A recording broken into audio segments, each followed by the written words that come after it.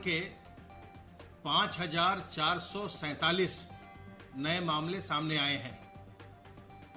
इस समय प्रदेश में एक्टिव इन्फेक्शन के केसेस की कुल संख्या 52,651 है।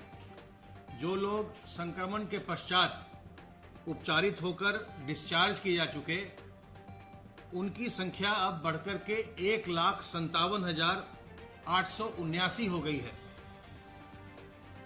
संक्रमित व्यक्तियों में से कुल 3,294 लोगों की मृत्यु हुई है।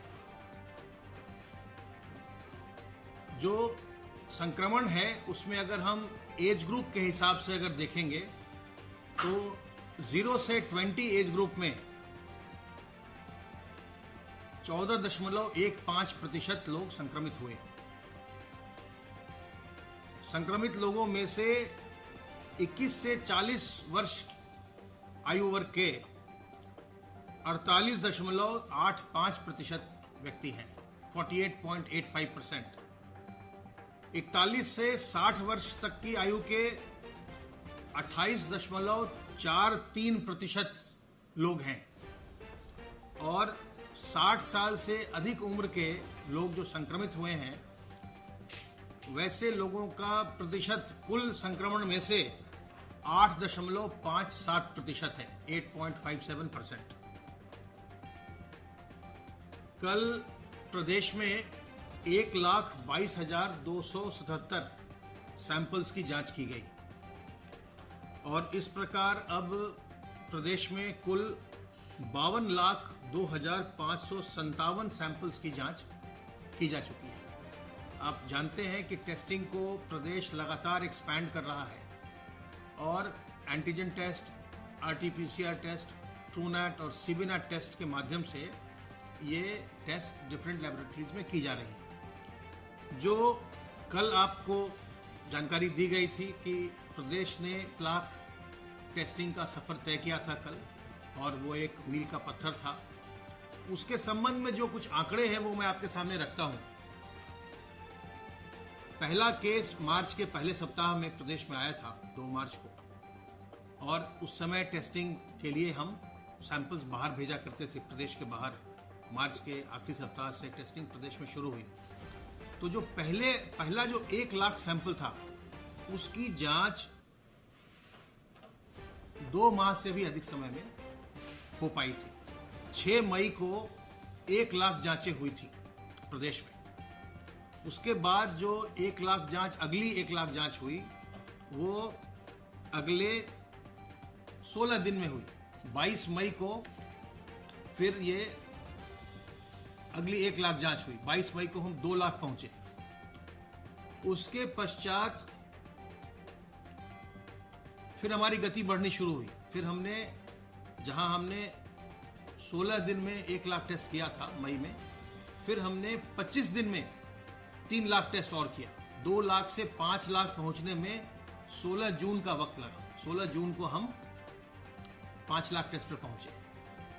फिर अगला 5 लाख हमने 20 दिनों में तय किया। 16 जून के बाद हम 6 जुलाई को 10 लाख पर पहुंच गए और उसके बाद से हमारी गति लगातार बढ़ती रही है। 10 लाख से 20 लाख, यानी 10 लाख और एडिशनल टेस्ट हम लोगों ने 22 दिन में किया और 28 जुलाई को हम 20 लाख पहुंचे। फिर उसके पश्चात अगला 10 लाख 20 से 30 लाख होने में केवल 12 दिन का समय लगा और 28 जुलाई के बाद हम 9 अगस्त को हमने 30 लाख का माइलस्टोन अचीव किया। उसके पश्चात अगला 10 लाख हमने केवल 10 दिनों में किया। 30 लाख से 40 लाख हम 9 अगस्त से 19 अगस्त को पहुंच गए और फिर उसके पश्चात जो 10 लाख है, 40 लाख से 50 लाख, वो केवल 8 दिन में पूरा किया गया। 19 अगस्त को हम 40 लाख पर थे, 27 अगस्त को हम 50 लाख पर आ गए। तो इस तरह से टेस्टिंग लगातार हमारी एक्सपैंड होती रही है, उसकी संख्या बढ़ती रही है और आप जानते हैं कि आज हमने 52 लाख का आंकड़ा पार किया है और देश में सबसे ज़्यादा टेस्टिंग भी हम प्रतिदिन करते हैं और सबसे अधिक संख्या भी टेस्टिंग में उत्तर प्रदेश की है। पूल टेस्ट के अंतर्गत कल 5-5 सैंपल के 2733 पूल लगाए गए, जिसमें 254 में पॉजिटिविटी थी और 10-10 सैंपल के 305 पूल लगाए गए, जिनमें 29 में पॉजिटिविटी थी। जो कुल हमारे एक्टिव केसेस हैं 52,651, इनका लगभग 50% होम आइसोलेशन में है। 26,270 संक्रमित व्यक्ति इस समय होम आइसोलेशन का विकल्प उन्होंने लिया है और अपने घर पर रहकर ही स्वास्थ्य लाभ कर रहे हैं। होम आइसोलेशन एक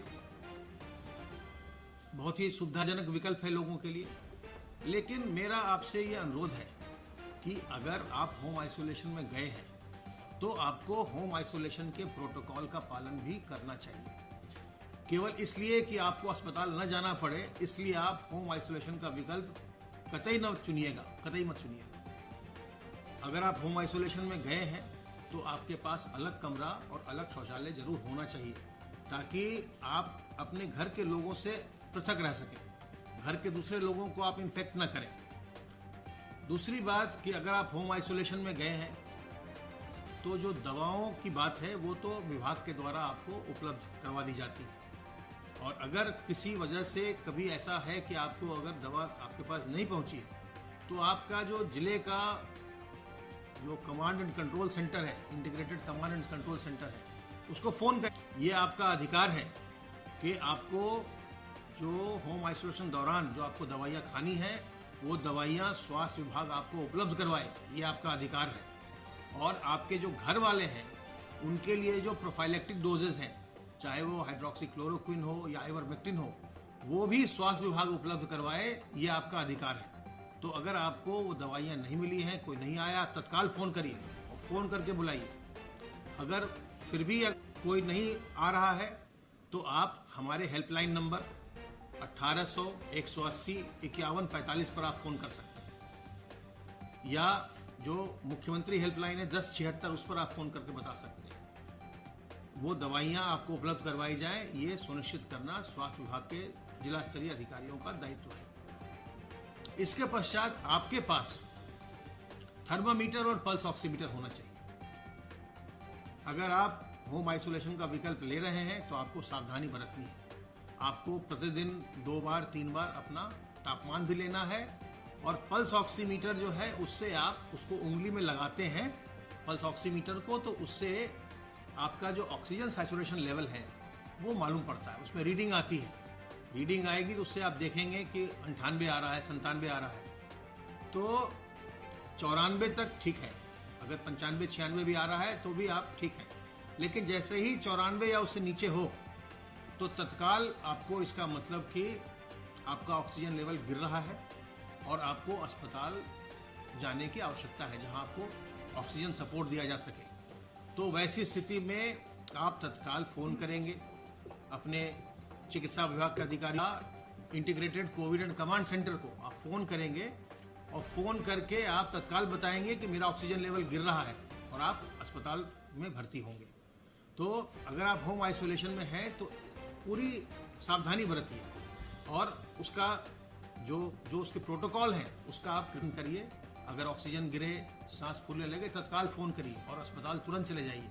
अस्पताल जाते ही आपको ऑक्सीजन सपोर्ट मिलेगा और आप ठीक हो जाएंगे। उसी में जब विलंब करते हैं, और कई बार ऐसा भी होता है कि आपका ऑक्सीजन लेवल तो गिर गया है लेकिन आपको शुरू में पता नहीं चलता, इसलिए पल्स ऑक्सीमीटर रखना बहुत जरूरी है, ताकि अगर जैसे ही आपने रीडिंग लिया और वो 94 या उससे नीचे गिर गया है, तत्काल आपको फोन करना चाहिए, फोन करके अस्पताल में भर्ती होना चाहिए।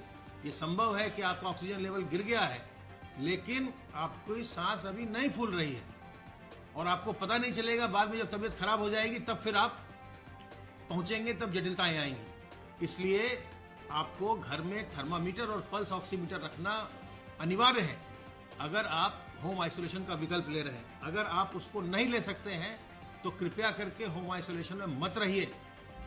अस्पताल में 1,51,000 ज्यादा बेड्स की व्यवस्था की गई है, आप अस्पताल आकर रहिए। आपको थोड़ी असुविधा होगी कि घर में नहीं है, अस्पताल आना पड़ा, लेकिन स्वस्थ होकर 10 दिन में घर जाएंगे। आइसोलेशन में रहकर उसके प्रोटोकॉल का पूरा पालन करिए, अन्यथा वहां न रहिए।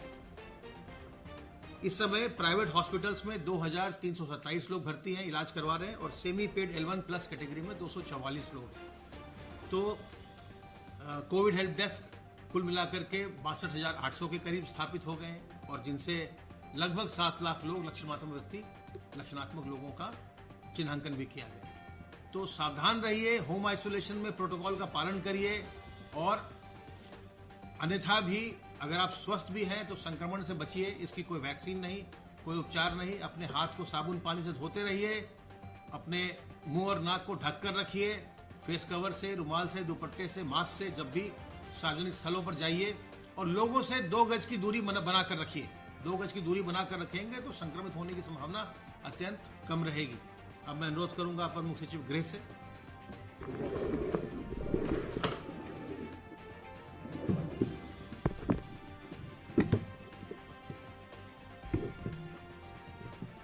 माननीय मुख्यमंत्री जी ने आज कोविड-19 की बैठक लोक भवन में ली।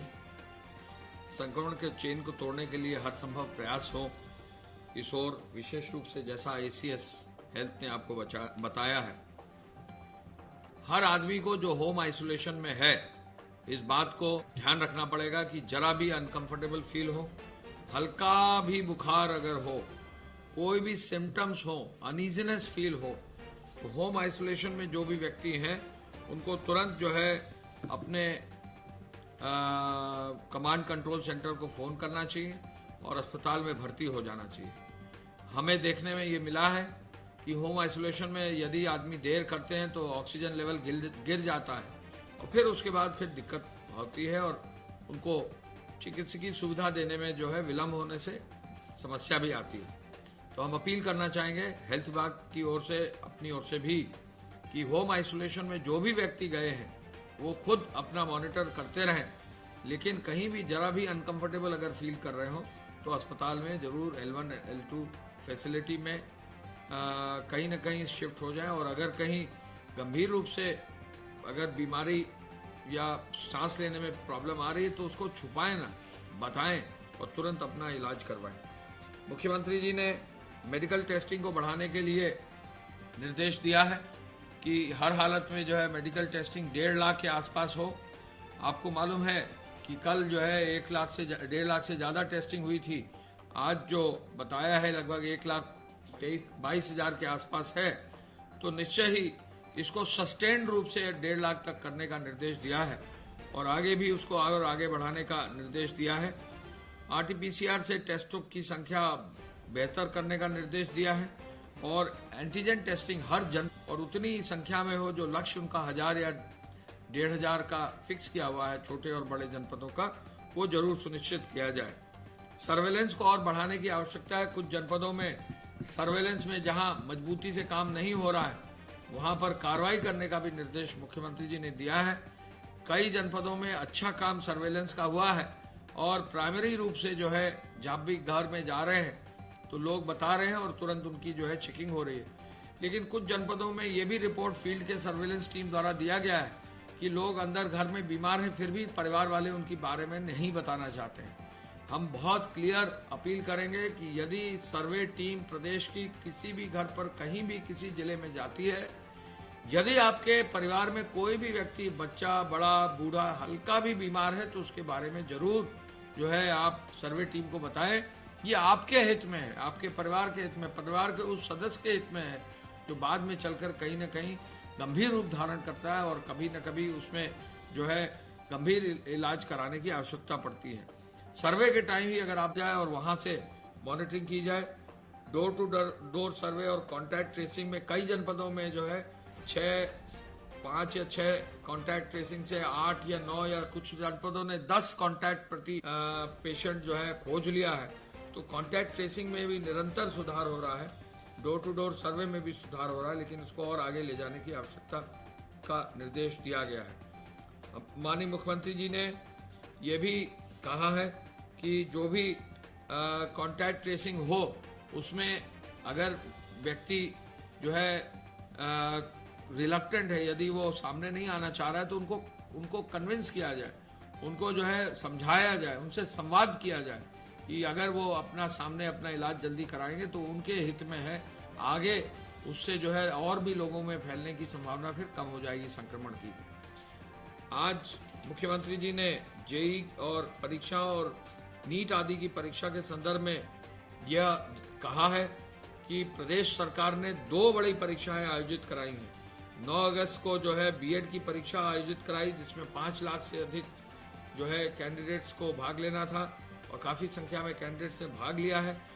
स्टेट पब्लिक सर्विस कमीशन की परीक्षाओं का भी जो है बड़ी संख्या में जो है उनकी परीक्षा की गई है। कहीं भी कोई संक्रमण का जो है खतरा नहीं रहा है, क्योंकि सोशल डिस्टेंसिंग फॉलो किया गया है।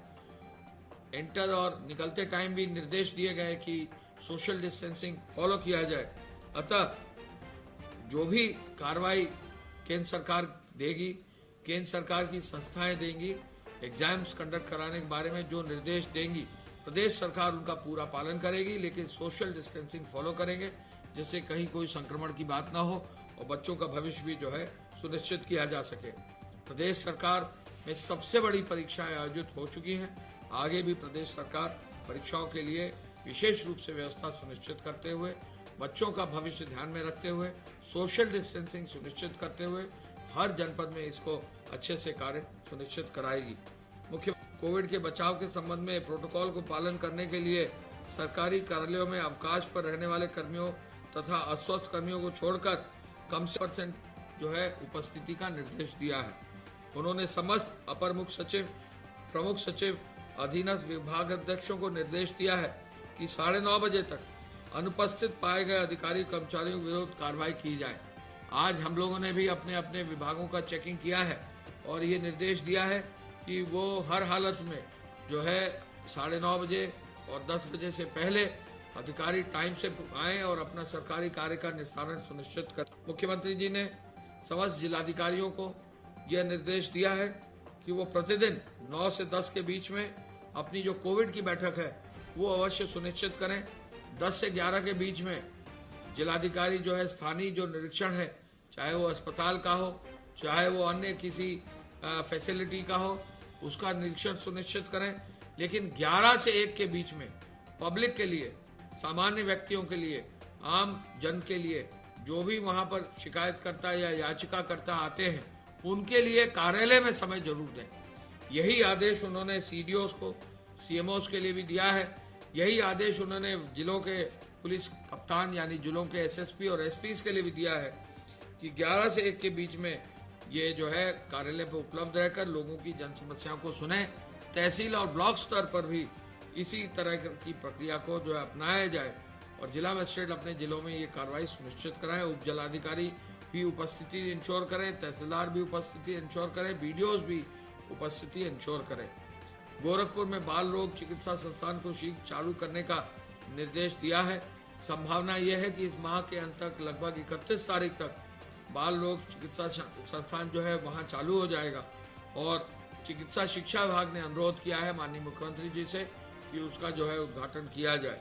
कतिपय जनपदों में मलेरिया जो है का स्प्रेड की सूचना मिली है, इसका विशेष रूप से संज्ञान लिया गया है। माननीय मुख्यमंत्री जी द्वारा उर्वरक के वितरण में भी ये कहा है, अपील कराने के लिए कहा है कि हर जनपद में उर्वरक पहुंचाई जाएगी। किसी भी रूप में किसी भी जगह पर उर्वरक को अनावश्यक रूप से जमा करने की जो है छूट नहीं होगी। किसी को भी जो है इस तरह का दुरुपयोग करने की छूट नहीं होगी और इसी एक्ट में भी प्रभावी कार्रवाई सुनिश्चित की जाएगी। कल रोडवेज के माध्यम से जो बसेस संचालित हुई हैं उसके अंतर्गत कुल मिलाकर 9,69,000 लोगों ने ट्रैवल किया है। 6,800 बसों में लोगों ने ट्रैवल किया है। इसके साथ साथ पूरे प्रदेश में कल जो कोविड का अभियान है उसके अंतर्गत काफी मात्रा में एफआईआर दर्ज कर दी गई है और अब 2,06,000 से अधिक एफआईआर दर्ज कर दी गई हैं और 3,32,000 लोगों के खिलाफ कार्रवाई हुई है। लगभग 70,000 वाहन अब सीज कर 70 करोड़ 34 लाख रुपए वसूल कर लिया गया है। 4,33,000 से अधिक वाहनों को आवश्यक सेवाओं के लिए लगाया गया है। 840 एफआईआर इसी एक्ट की दर्ज कर दी गई है। 2,375 मामले फेक न्यूज के टेकअप किए गए हैं और कंटोनमेंट जोन की जो है व्यवस्था में इजाफा हुआ है। 15,654 कंटेनमेंट जोन में 1,200 थानों के अंतर्गत 9,000 मकानों में 82 लाख लोगों को जो है कंटेनमेंट जोन में सीमित करके प्रभावी कार्रवाई वहां पे सफाई की, वहां पे सुरक्षा की, वहां पे सैनिटेशन की जा रही है। मैं इस अवसर पर पुनः कहना चाहूंगा कि जो भी व्यक्ति होम क्वारंटाइन में है, लगभग 25,000 से अधिक व्यक्ति होम क्वारंटाइन या होम आइसोलेशन में है। हर व्यक्ति जो होम आइसोलेशन में है, कंट्रोल रूम पर जरूर फोन करके अगर उसको कहीं भी दिक्कत हो तो वो इसकी सूचना दे, जिससे उनको अस्पताल में भेजा जा सके। 2 गज की दूरी, मास्क है जरूरी। हर जनपद में अभियान चलाया जा रहा है और हम ये बताना चाहेंगे कि 8 ऐसे जनपद हैं जिन पर विशेष नजर रखी जा रही है। वो है लखनऊ, कानपुर, प्रयागराज, वाराणसी, बरेली, झांसी और बलिया और गोरखपुर। इन जनपदों पर विशेष रूप से जो है समीक्षा की जा रही है। यहाँ प्रत्येक जो भी कोविड का अभियान है, कॉन्टैक्ट ट्रेसिंग का है, डोर टू डोर सर्वे का है, इसके अलावा जो है लोगों को अस्पतालों में भर्ती का। वर्तमान में 18 जनपद अंबेडकर नगर, अयोध्या, आजमगढ़, बलिया, बाराबंकी, बस्ती, देवरिया, फर्रुखाबाद, गोंडा, गोरखपुर, कासगंज, लखीमपुर खीरी, कुशीनगर, मऊ, संत कबीर नगर, शाहजहांपुर तथा सीतापुर, ये 18 जनपद के 830 गांव इस वक्त बाढ़ से प्रभावित हैं, जिसमें से 70 गांव मरून अथवा जलमग्न हैं। बाढ़ की स्थिति में थोड़ा सुधार आया है। कल के सापेक्ष जो प्रभावित गांवों की संख्या है उसमें 63 की कमी आई तथा जो मरून और जलमग्न गांव हैं उसमें 85 की कमी आई है। प्रदेश में बहने वाली प्रमुख नदियां जैसे कि शारदा नदी पलिया कला में अपने खतरे के निशान से 15 सेंटीमीटर, सरयू नदी अयोध्या में अपने खतरे के निशान से 5 सेंटीमीटर तथा बलिया में अपने खतरे के निशान से 60 सेंटीमीटर ऊपर बहनी सूचित की गई हैं। माननीय मुख्यमंत्री जी द्वारा कल देवीपाटन मंडल में बाढ़ग्रस्त जो हमारे जनपद हैं उनकी समीक्षा की गई थी। वहां पे समीक्षा के दौरान उन्होंने समस्त जनपदों को यह निर्देश दिए हैं कि प्रभावित जनपदों में बंदों की सुरक्षा के लिए 24 घंटे पेट्रोलिंग की व्यवस्था की जाए। मरून गांवों में आवागमन हेतु पर्याप्त नावों की व्यवस्था की जाए। राहत किट का वितरण सुचारू रूप से प्रभावित परिवारों को किया जाए तथा लोगों के जो प्रभावित गांव हैं उसमें चिकित्सा दलों का दौरा सुनिश्चित किया जाए। अनुसार प्रदेश में राहत कार्य लगातार किए जा रहे हैं, जिसकी स्थिति इस प्रकार से है। प्रदेश में कुल स्थापित बाढ़ शरणार्थियों की संख्या 373 है। वर्तमान में सिर्फ 3 जनपदों में के 26 शरणालयों में 1299 व्यक्ति निवासित हैं। विगत 24 घंटे में 14,016 परिवारों को खाद्यान्न किट का वितरण किया गया है। इस प्रकार प्रदेश में अब तक बाढ़ प्रभावित क्षेत्रों में 1,69,520 प्रभावित परिवारों को राशन किट का वितरण किया जा चुका है। विगत 24 घंटे परिवारों को 15,351 मीटर तिरपाल का वितरण किया गया है। अब तक कुल वितरित तिरपाल 95,779 मीटर है। जैसा कि माननीय मुख्यमंत्री ने निर्देश दिए हैं, उसी के क्रम में प्रभावित जनपदों तथा गांवों में 703 नावें लगाई गई हैं। 784 बाढ़ चौकियों के माध्यम से लगातार बाढ़ की स्थिति में नजर रखी जा रही है तथा विभिन्न विभागों द्वारा के बीच समन्वय स्थापित कर राहत के कार्य किए जा रहे हैं। अब तक प्रदेश में 482 पशु शिविर की स्थापना की गई है, जिसके माध्यम से 7,04,034 पशुओं का टीकाकरण भी किया गया है तथा अब तक 91 कुंटल भूसे का वितरण किया गया है। प्रभावित जनपदों तथा गांवों में लोगों की परीक्षण हेतु 350 मेडिकल मोबाइल टीमें लगाई गई हैं, जिसके माध्यम से विभिन्न गांवों में दौरे करके इन मेडिकल टीमों द्वारा लोगों का उपचार किया जा रहा है तथा स्वास्थ्य की सुविधाएं दी जा रही हैं। प्रभावित जनपदों में सर्च एंड रेस्क्यू हेतु एनडीआरएफ की 12 टीमें, एसडीआरएफ तथा पीएससी की 17 टीमें, इस प्रकार कुल 29 टीमें लगाई गई हैं। वर्तमान में प्रदेश में बाढ़ की स्थिति स्थिर है तथा किसी भी प्रकार की चिंताजनक परिस्थिति परिलक्षित नहीं हो रही है। धन्यवाद।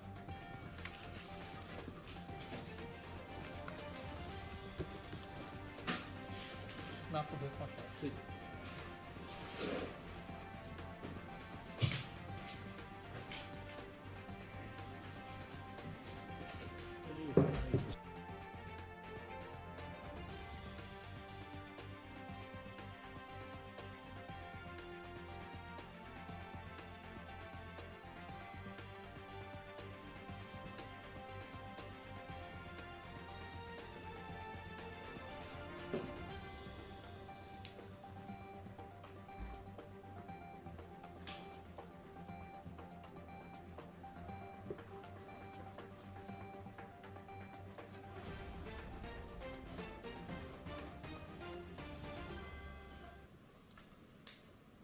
कोरोना वायरस संक्रमण के संबंध में प्रदेश की स्थिति इस प्रकार है। विगत 24 घंटों में संक्रमण के 5,447 नए मामले सामने आए हैं। इस समय प्रदेश में एक्टिव इन्फेक्शन के केसेस की कुल संख्या 52,651 है। जो लोग संक्रमण के पश्चात उपचारित होकर डिस्चार्ज किए जा चुके, उनकी संख्या अब बढ़कर के 1,57,879 हो गई है। संक्रमित व्यक्तियों में से कुल 294 लोगों की मृत्यु हुई है। जो संक्रमण है उसमें अगर हम एज ग्रुप के हिसाब से अगर देखेंगे तो 0 से 20 एज ग्रुप में 14.15% लोग संक्रमित हुए। संक्रमित लोगों में से 21 से 40 वर्ष आयु वर्ग के 48.85% व्यक्ति हैं, 48.85%। 41 से 60 वर्ष तक की 28.43% लोग हैं और 60 साल से अधिक उम्र के लोग जो संक्रमित हुए हैं, वैसे लोगों का प्रतिशत कुल संक्रमण में से 8.57% है, 8.57%। कल प्रदेश में 1,22,277 सैंपल्स की जांच की गई और इस प्रकार अब प्रदेश में कुल 52,02,557 सैंपल्स की जांच की जा चुकी है। आप जानते हैं कि टेस्टिंग को प्रदेश लगातार एक्सपैंड कर रहा है और antigen test, RT PCR test, CBNAAT test के माध्यम से ये टेस्ट डिफरेंट लैबोरेटरीज में की जा रही है। जो कल आपको जानकारी दी गई थी, प्रदेश ने 50 लाख टेस्टिंग का सफर तय किया था कल और वो एक मील का पत्थर था। उसके संबंध में जो कुछ आंकड़े हैं वो मैं आपके सामने रखता हूं। पहला केस मार्च के पहले सप्ताह में प्रदेश में आया था, 2 मार्च को, और उस समय टेस्टिंग के लिए हम सैंपल्स बाहर भेजा करते थे, प्रदेश के बाहर। मार्च के आखिरी सप्ताह से टेस्टिंग प्रदेश में शुरू हुई। तो जो पहला जो 1 लाख सैंपल था, उसकी जांच 2 माह से भी अधिक समय में हो पाई थी। 6 मई को 1 लाख जांचें हुई थी प्रदेश में। उसके बाद जो 1 लाख जांच, अगली 1 लाख जांच हुई, वो अगले 16 दिन में हुई। 22 मई को फिर ये अगली 1 लाख जांच हुई। 22 मई को हम 2 लाख पहुंचे। उसके पश्चात 16 दिन में 1 लाख टेस्ट किया था मई में। फिर हमने 25 दिन में 3 लाख टेस्ट और किया। 2 लाख से 5 लाख पहुंचने में 16 जून का वक्त लगा। 16 जून को हम 5, फिर अगला 5 लाख हमने 20 दिनों में तय किया।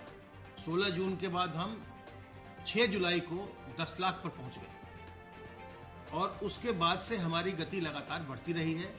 10 लाख से 20 लाख यानी 10 लाख और एडिशनल टेस्ट हम लोगों ने 22 दिन में किया और 28 जुलाई को हम 20 लाख पहुंचे। फिर उसके पश्चात अगला 10 लाख 20 से 30 लाख होने में केवल 12 दिन का समय लगा और 28 जुलाई के बाद हम 9 अगस्त को हमने 30 लाख का माइलस्टोन अचीव किया और उसके पश्चात अगला 10 लाख हमने केवल 10 दिनों में किया। 30 लाख से 40 लाख हम 9 अगस्त से 33 पूल लगाए गए, जिसमें 254 में पॉजिटिविटी थी और 10-10 सैंपल के 305 पूल लगाए गए, जिनमें 29 में पॉजिटिविटी थी। जो कुल हमारे एक्टिव केसेस हैं 52,651, इनका लगभग 50% होम आइसोलेशन में है। 26,270 संक्रमित व्यक्ति इस समय होम आइसोलेशन का विकल्प उन्होंने लिया है और अपने घर पर रहकर ही स्वास्थ्य लाभ कर रहे हैं। होम आइसोलेशन एक बहुत ही सुविधाजनक विकल्प है लोगों के लिए, लेकिन मेरा आपसे यह अनुरोध है कि अगर आप होम आइसोलेशन में गए हैं तो आपको होम आइसोलेशन के प्रोटोकॉल का पालन भी करना चाहिए। केवल इसलिए कि आपको अस्पताल न जाना पड़े, इसलिए आप होम आइसोलेशन का विकल्प कतई न चुनिएगा, कतई मत चुनिएगा। अगर आप होम आइसोलेशन में गए हैं तो आपके पास अलग कमरा और अलग शौचालय जरूर होना चाहिए, ताकि आप अपने घर के लोगों से, घर के दूसरे लोगों को आप इन्फेक्ट न करें। दूसरी बात कि अगर आप होम आइसोलेशन में गए हैं तो जो दवाओं की बात है वो तो विभाग के द्वारा आपको उपलब्ध करवा दी जाती है, और अगर किसी वजह से कभी ऐसा है कि आपको अगर दवा आपके पास नहीं पहुंची है तो आपका जो जिले का जो कमांड एंड कंट्रोल सेंटर है, integrated command and control centre है, उसको फोन करिए। ये आपका अधिकार है कि आपको जो होम आइसोलेशन दौरान जो आपको दवाइयाँ खानी है वो दवाइयाँ स्वास्थ्य विभाग आपको उपलब्ध करवाए, ये आपका अधिकार है। और आपके जो घर वाले हैं उनके लिए जो प्रोफाइलेक्टिक डोजेज हैं, चाहे वो हाइड्रोक्सीक्लोरोक्विन हो या आइवरमेक्टिन हो, वो भी स्वास्थ्य विभाग उपलब्ध करवाए, ये आपका अधिकार है। तो अगर आपको वो दवाइयाँ नहीं मिली हैं, कोई नहीं आया, तत्काल फोन करिए और फोन करके बुलाइए। अगर फिर भी अगर कोई नहीं आ रहा है तो आप हमारे हेल्पलाइन नंबर 1800 180 5145 पर आप फोन कर सकते हैं, या जो मुख्यमंत्री हेल्पलाइन है 1076 उस पर आप फोन करके बता सकते हैं। वो दवाइयाँ आपको उपलब्ध करवाई जाए, ये सुनिश्चित करना स्वास्थ्य विभाग के जिला स्तरीय अधिकारियों का दायित्व है।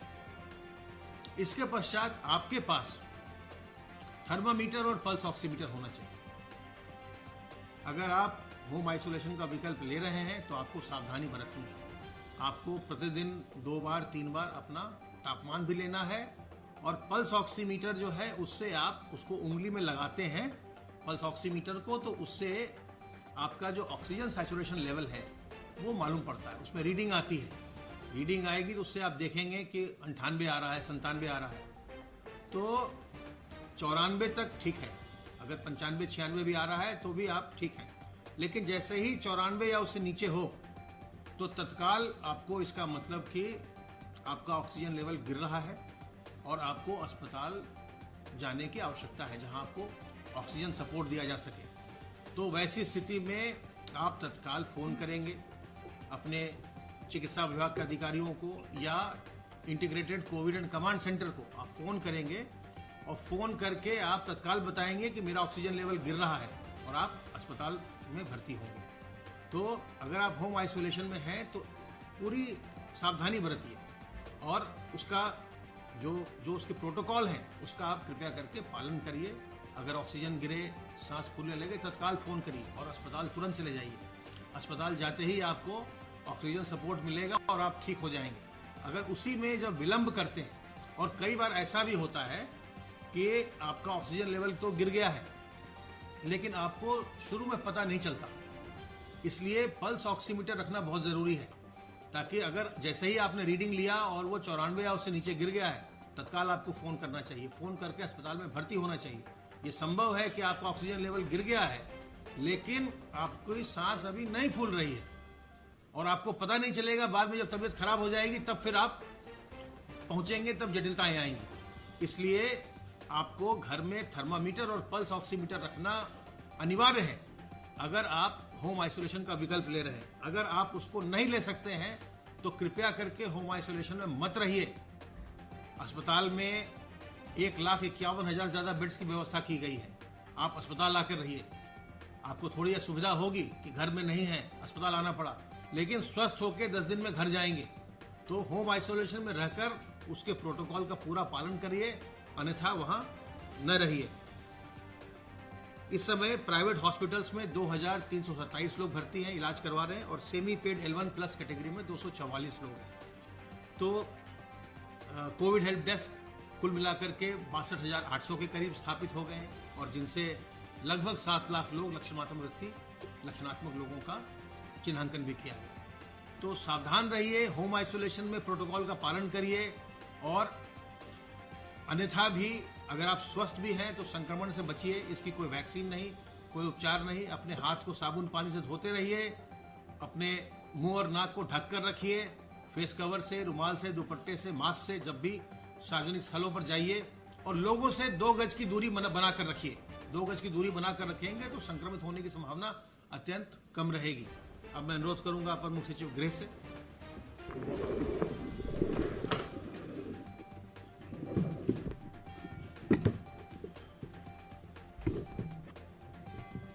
माननीय मुख्यमंत्री जी ने आज कोविड-19 की बैठक लोक भवन में ली।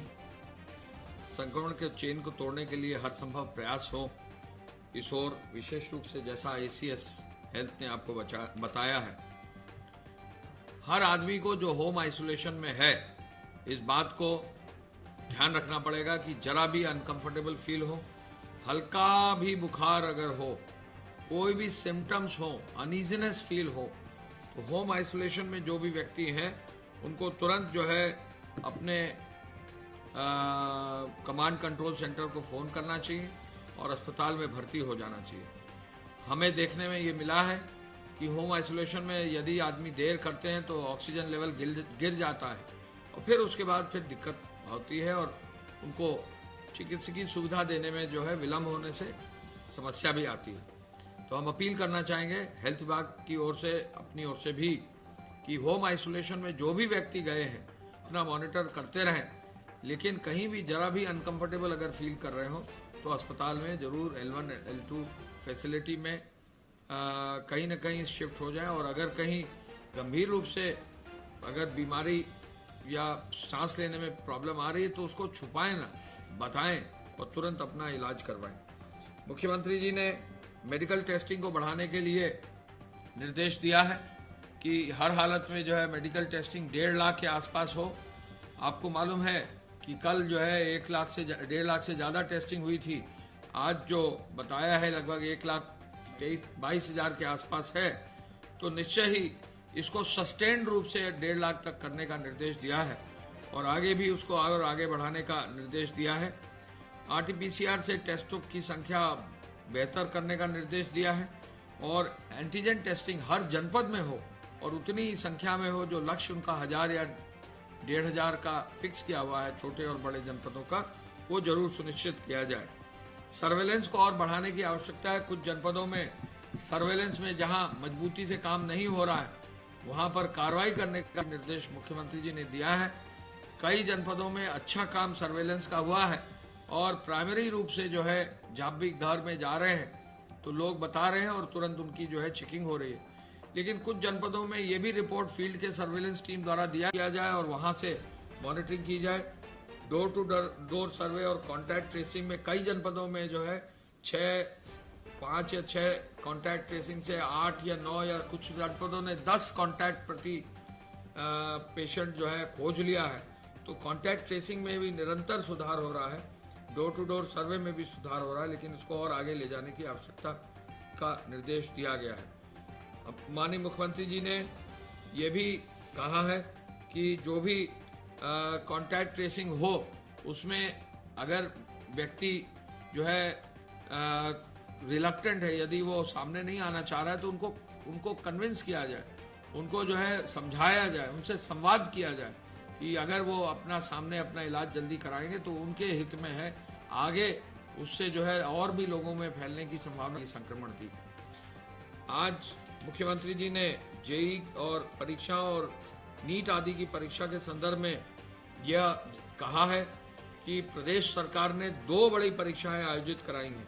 9 अगस्त को जो है बीएड की परीक्षा आयोजित कराई, जिसमें 5 लाख से अधिक जो है कैंडिडेट्स को भाग लेना था और काफी संख्या में कैंडिडेट्स ने भाग लिया है। स्टेट पब्लिक सर्विस कमीशन की परीक्षाओं का भी जो है बड़ी संख्या में जो है उनकी परीक्षा की गई है। कहीं भी कोई संक्रमण का जो है खतरा नहीं रहा है, क्योंकि सोशल डिस्टेंसिंग फॉलो किया गया है। एंटर और निकलते टाइम भी निर्देश दिए गए कि सोशल डिस्टेंसिंग फॉलो किया जाए। अतः जो भी कार्रवाई केंद्र सरकार देगी, केंद्र सरकार की संस्थाएं देंगी, एग्जाम्स कंडक्ट कराने के बारे में जो निर्देश देंगी, प्रदेश सरकार उनका पूरा पालन करेगी, लेकिन सोशल डिस्टेंसिंग फॉलो करेंगे, जिससे कहीं कोई संक्रमण की बात ना हो और बच्चों का भविष्य भी जो है सुनिश्चित किया जा सके। प्रदेश सरकार में सबसे बड़ी परीक्षाएं आयोजित हो चुकी हैं। आगे भी प्रदेश सरकार परीक्षाओं के लिए विशेष रूप से व्यवस्था सुनिश्चित करते हुए, बच्चों का भविष्य ध्यान में रखते हुए, सोशल डिस्टेंसिंग सुनिश्चित करते हुए हर जनपद में इसको अच्छे से कार्य सुनिश्चित कराएगी। मुख्यमंत्री जी ने कोविड के बचाव के संबंध में प्रोटोकॉल को पालन करने के लिए सरकारी कार्यालयों में अवकाश पर रहने वाले कर्मियों तथा अस्वस्थ कर्मियों को छोड़कर कम से कम 50% जो है उपस्थिति का निर्देश दिया है। उन्होंने समस्त अपर मुख्य सचिव, प्रमुख सचिव, अधीनस्थ विभागाध्यक्षों को निर्देश दिया है कि 9:30 बजे तक अनुपस्थित पाए गए अधिकारी कर्मचारियों के विरुद्ध कार्रवाई की जाए।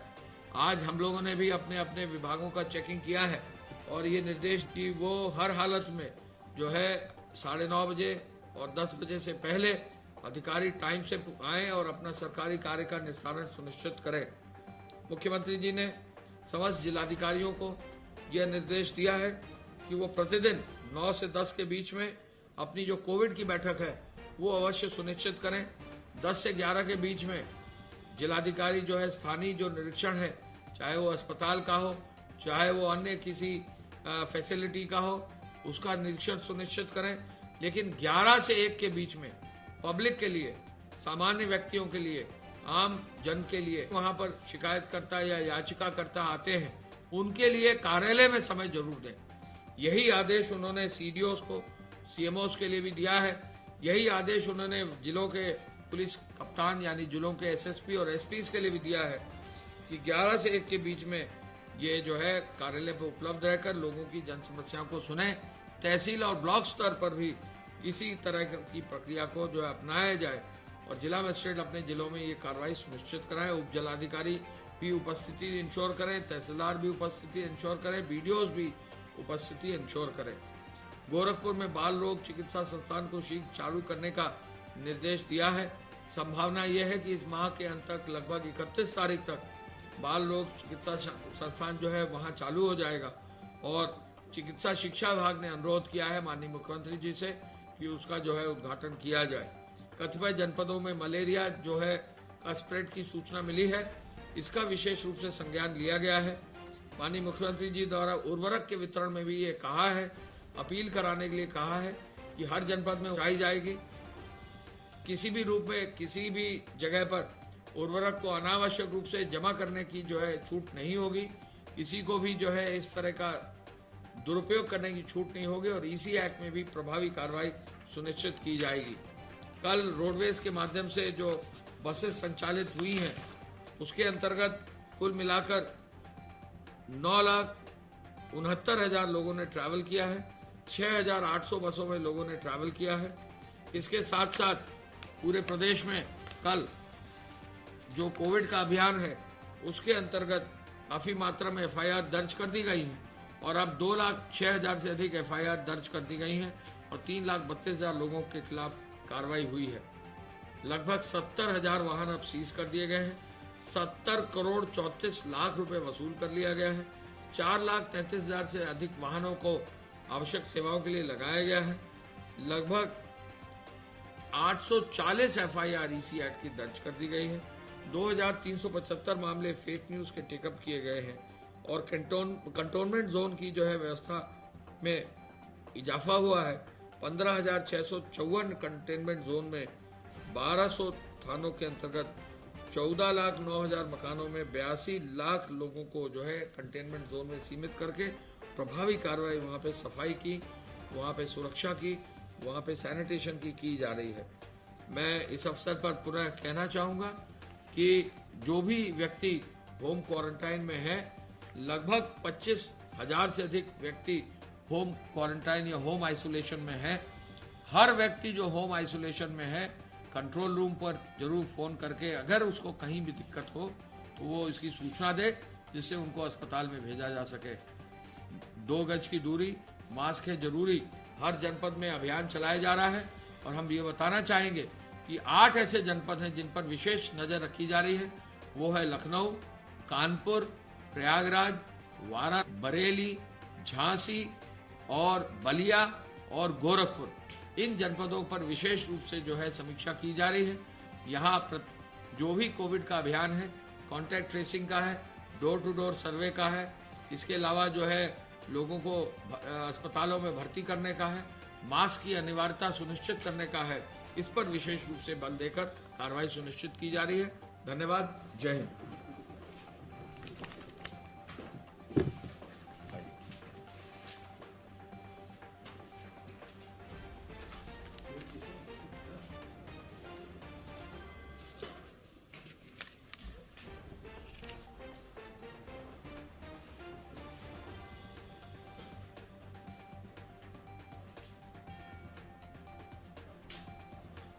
प्रदेश में बाढ़ की स्थिति इस प्रकार से है।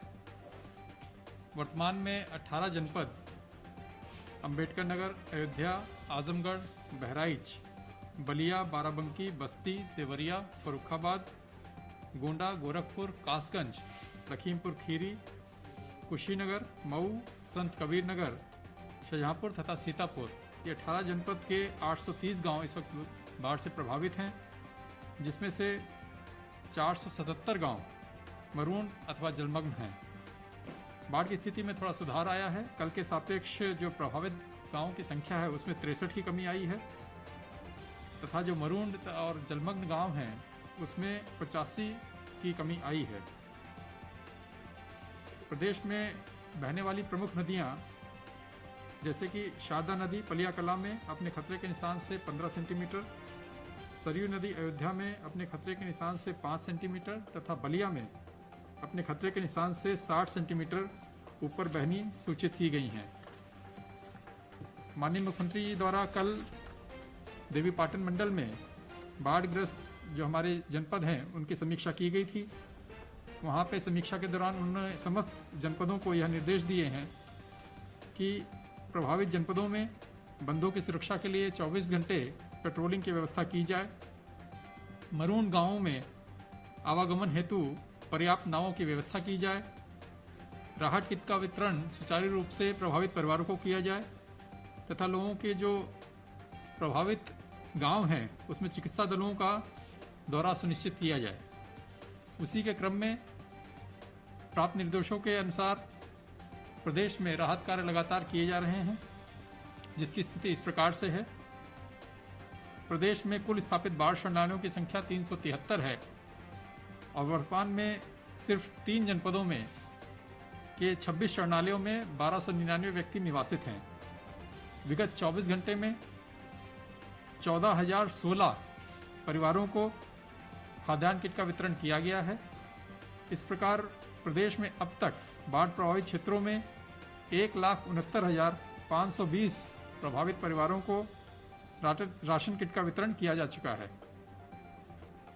विगत 24 घंटे में प्रभावित परिवारों को 15,351 मीटर तिरपाल का वितरण किया गया है।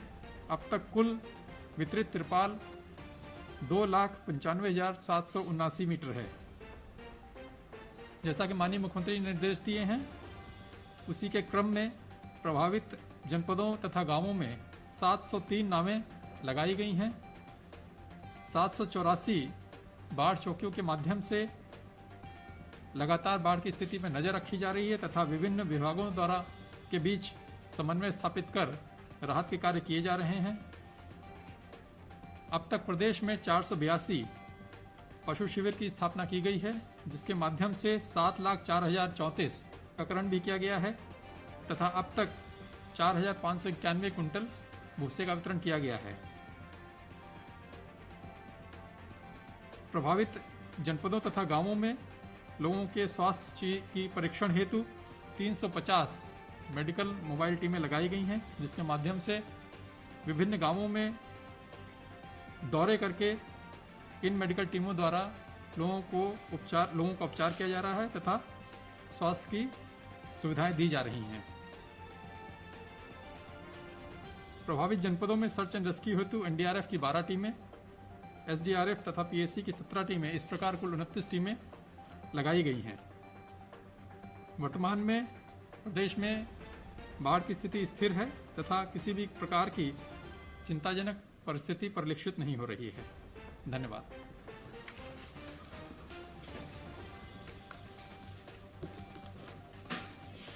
मैं आपको भेजता हूं।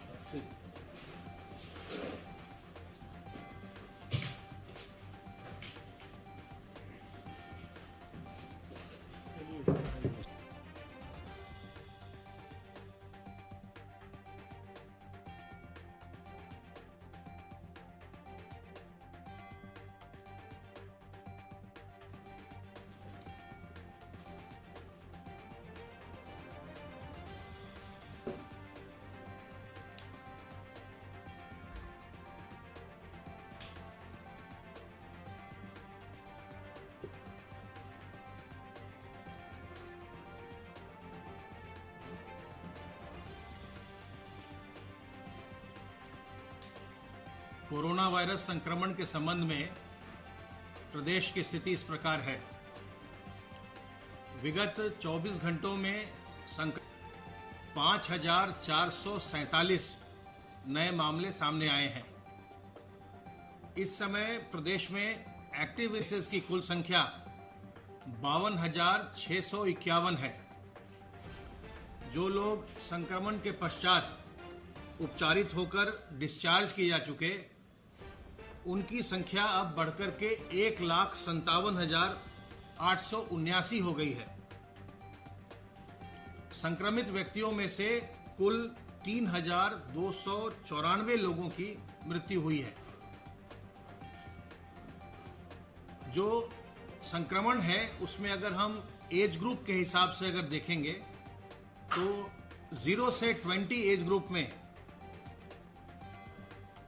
14.15% लोग संक्रमित हुए। संक्रमित लोगों में से 21 से 40 वर्ष आयु वर्ग के 48.85% व्यक्ति हैं, 48.85%।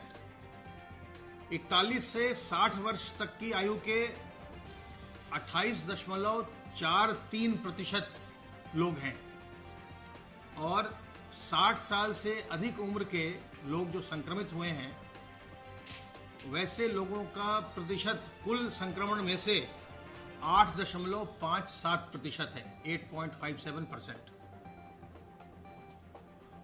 कल प्रदेश में 1,22,277 सैंपल्स की जांच की गई और इस प्रकार अब प्रदेश में कुल 52,557 सैंपल्स की जांच की जा चुकी है। आप जानते हैं कि टेस्टिंग को प्रदेश लगातार एक्सपैंड कर रहा है और antigen test, RTPCR test, Truenat और सीबीनैट टेस्ट के माध्यम से ये टेस्ट डिफरेंट लैबोरेटरीज में की जा रही है। जो कल आपको जानकारी दी गई थी कि प्रदेश ने 50 लाख टेस्टिंग का सफर तय किया था कल, और वो एक मील का पत्थर था। उसके संबंध में जो कुछ आंकड़े हैं वो मैं आपके सामने रखता हूं। पहला केस मार्च के पहले सप्ताह में प्रदेश में आया था, 2 मार्च को, और उस समय टेस्टिंग के लिए हम सैंपल्स बाहर भेजा करते थे, प्रदेश के बाहर। मार्च के आखिरी सप्ताह से टेस्टिंग प्रदेश में शुरू हुई। तो जो पहला जो 1 लाख सैंपल था, उसकी जांच 2 माह से भी अधिक समय में हो पाई थी। 6 मई को 1 लाख जांचें हुई थी प्रदेश में। उसके बाद जो 1 लाख जांच, अगली 1 लाख जांच हुई, वो अगले 16 दिन में हुई। 22 मई को फिर ये अगली 1 लाख जांच हुई। 22 मई को हम 2 लाख पहुंचे। उसके पश्चात फिर हमारी गति बढ़नी शुरू हुई। फिर हमने 16 दिन में 1 लाख टेस्ट किया था मई में, फिर हमने 25 दिन में 3 लाख टेस्ट और किया। 2 लाख से 5 लाख पहुंचने में 16 जून का वक्त लगा। 16 जून को हम 5 लाख टेस्ट पर पहुंचे। फिर अगला 5 लाख हमने तय किया। 16 जून के बाद हम 6 जुलाई को 10 लाख पर पहुंच गए और उसके बाद से हमारी गति लगातार बढ़ती रही है। 10 लाख से 20 लाख यानी 10 लाख और एडिशनल टेस्ट हम लोगों ने 22 दिन में किया और 28 जुलाई को हम 20 लाख पहुंचे। फिर उसके पश्चात अगला 10 लाख 20 से 30 लाख होने में केवल 12 दिन का समय लगा और 28 जुलाई के बाद हम 9 अगस्त को हमने 30 लाख का माइलस्टोन अचीव किया और उसके पश्चात अगला 10 लाख हमने केवल 10 दिनों में किया। 30 लाख से 40 लाख हम 9 अगस्त से 19 अगस्त को पहुंच गए और फिर उसके पश्चात जो 10 लाख है 40 लाख से 50 लाख वो केवल 8 दिन में पूरा किया गया। 19 अगस्त को हम 40 लाख पर थे, 27 अगस्त को हम 50 लाख पर आ गए। तो इस तरह से टेस्टिंग लगातार हमारी एक्सपैंड होती रही है, उसकी संख्या बढ़ती रही है और आप जानते हैं कि आज हमने 52 लाख का आंकड़ा पार किया है और देश में सबसे ज़्यादा टेस्टिंग भी हम प्रतिदिन करते हैं और सबसे अधिक संख्या भी टेस्टिंग में उत्तर प्रदेश की है। पूल टेस्ट के अंतर्गत कल 5-5 सैंपल के 2733 पूल लगाए गए, जिसमें 254 में पॉजिटिविटी थी और 10-10 सैंपल के 305 पूल लगाए गए, जिनमें 29 में पॉजिटिविटी थी। जो कुल हमारे एक्टिव केसेस हैं 52,651, इनका लगभग 50% होम आइसोलेशन में है। 26,270 संक्रमित व्यक्ति इस समय होम आइसोलेशन का विकल्प उन्होंने लिया है और अपने घर पर रहकर ही स्वास्थ्य लाभ कर रहे हैं। होम आइसोलेशन एक बहुत ही सुविधाजनक विकल्प है लोगों के लिए, लेकिन मेरा आपसे यह अनुरोध है कि अगर आप होम आइसोलेशन में गए हैं तो आपको होम आइसोलेशन के प्रोटोकॉल का पालन भी करना चाहिए। केवल इसलिए कि आपको अस्पताल न जाना पड़े इसलिए आप होम आइसोलेशन का विकल्प कतई न चुनिएगा, कतई मत चुनिएगा। अगर आप होम आइसोलेशन में गए हैं तो आपके पास अलग कमरा और अलग शौचालय जरूर होना चाहिए ताकि आप अपने घर के लोगों से पृथक रह सकें, घर के दूसरे लोगों को आप इन्फेक्ट न करें। दूसरी बात कि अगर आप होम आइसोलेशन में गए हैं तो जो दवाओं की बात है वो तो विभाग के द्वारा आपको उपलब्ध करवा दी जाती है और अगर किसी वजह से कभी ऐसा है कि आपको अगर दवा आपके पास नहीं पहुंची है तो आपका जो जिले का जो कमांड एंड कंट्रोल सेंटर है, integrated command and control centre है, उसको फोन करिए। ये आपका अधिकार है कि आपको जो होम आइसोलेशन दौरान जो आपको दवाइयाँ खानी है वो दवाइयाँ स्वास्थ्य विभाग आपको उपलब्ध करवाए, ये आपका अधिकार है। और आपके जो घर वाले हैं उनके लिए जो प्रोफाइलेक्टिक डोजेज हैं, चाहे वो हाइड्रोक्सीक्लोरोक्विन हो या आइवरमेक्टिन हो, वो भी स्वास्थ्य विभाग उपलब्ध करवाए, ये आपका अधिकार है। तो अगर आपको वो दवाइयाँ नहीं मिली हैं, कोई नहीं आया, तत्काल फ़ोन करिए और फ़ोन करके बुलाइए। अगर फिर भी अगर कोई नहीं आ रहा है तो आप हमारे हेल्पलाइन नंबर 1800 180 51 45 पर आप फ़ोन कर सकते हैं या जो मुख्यमंत्री हेल्पलाइन है 1076 उस पर आप फ़ोन करके बता सकते हैं। वो दवाइयाँ आपको उपलब्ध करवाई जाएं, ये सुनिश्चित करना स्वास्थ्य विभाग के जिला स्तरीय अधिकारियों का दायित्व है। इसके पश्चात आपके पास थर्मामीटर और पल्स ऑक्सीमीटर होना चाहिए। अगर आप होम आइसोलेशन का विकल्प ले रहे हैं तो आपको सावधानी बरतनी है। आपको प्रतिदिन 2 बार 3 बार अपना तापमान भी लेना है और पल्स ऑक्सीमीटर जो है उससे आप उसको उंगली में लगाते हैं पल्स ऑक्सीमीटर को, तो उससे आपका जो ऑक्सीजन सैचुरेशन लेवल है वो मालूम पड़ता है, उसमें रीडिंग आती है। रीडिंग आएगी तो उससे आप देखेंगे कि 98 आ रहा है, 97 आ रहा है, तो 94 तक ठीक है।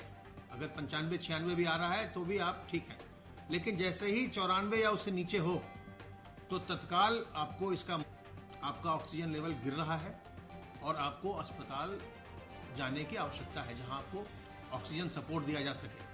तो वैसी स्थिति में आप तत्काल फ़ोन करेंगे अपने चिकित्सा विभाग के अधिकारियों को या integrated Covid and command centre को आप फ़ोन करेंगे और फ़ोन करके आप तत्काल बताएंगे कि मेरा ऑक्सीजन लेवल गिर रहा है और आप अस्पताल में भर्ती होंगे।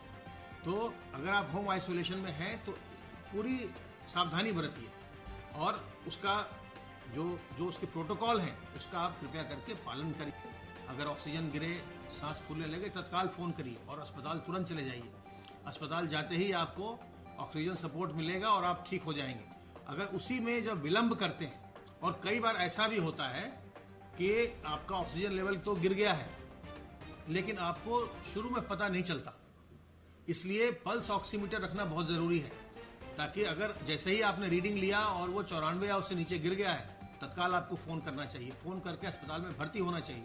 ये संभव है कि आपका ऑक्सीजन लेवल गिर गया है लेकिन आपकी सांस अभी नहीं फूल रही है और आपको पता नहीं चलेगा, बाद में जब तबीयत खराब हो जाएगी तब फिर आप पहुंचेंगे, तब जटिलताएं आएंगी। इसलिए घर में थर्मामीटर और पल्स ऑक्सीमीटर रखना अनिवार्य है अगर आप होम आइसोलेशन का विकल्प ले रहे हैं। अगर आप उसको नहीं ले सकते हैं तो कृपया करके होम आइसोलेशन में मत रहिए। अस्पताल में 1,51,000 ज्यादा बेड्स की व्यवस्था की गई है। आप अस्पताल आकर रहिए, आपको थोड़ी असुविधा होगी कि घर में नहीं है, अस्पताल आना पड़ा, लेकिन स्वस्थ होकर 10 दिन में घर जाएंगे।